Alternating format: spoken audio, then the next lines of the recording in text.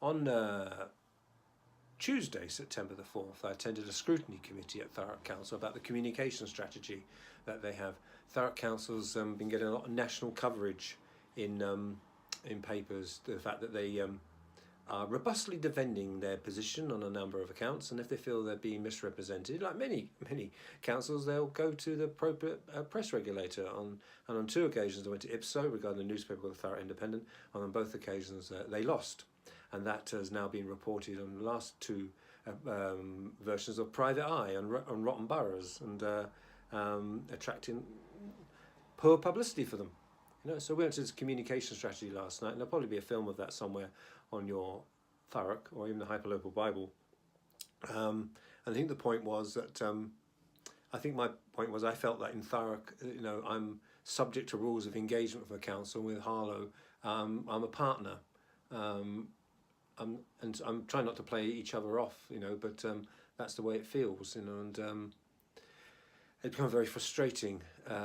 You work together on a story in Harlow to make sure, that every maximum benefit for your readers and the public and residents.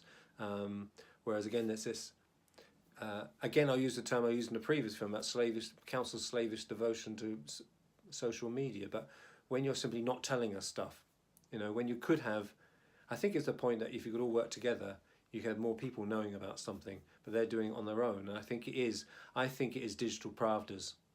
I think that's where we're getting, and I think that's a concern. Whereas they can't have their monthly news bulletins in paper, etc., at the taxpayer's expense.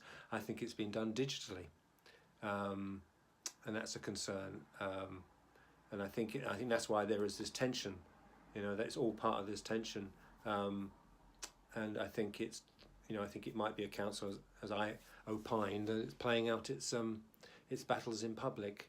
And so I think as a hyperlocal Bible, it's council versus press, and it's all being played out in public. But it is good. I think one of the things is, if you're invited to a committee to speak, whether it's a parish or district, borough, county, nationally, do contribute, make your points. As myself as a publisher, you've got to balance it between the journalist on one hand and the left, and the publisher, the business, on the other. And try and get that balance right.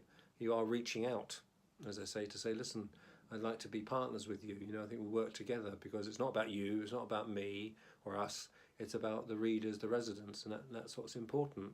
But good experience nonetheless.